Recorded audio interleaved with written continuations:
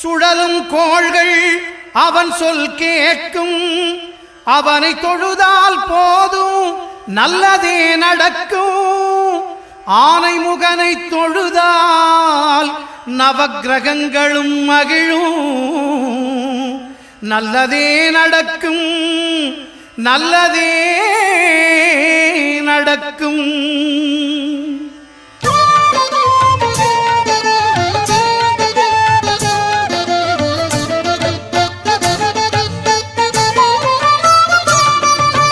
ஒன்பது கோளும் ஒன்றாய் காண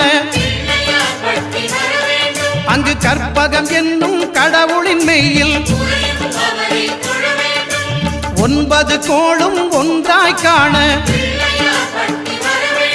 அங்கு கற்பகம் என்னும் கடவுளின் மெய்யில். சூரியன்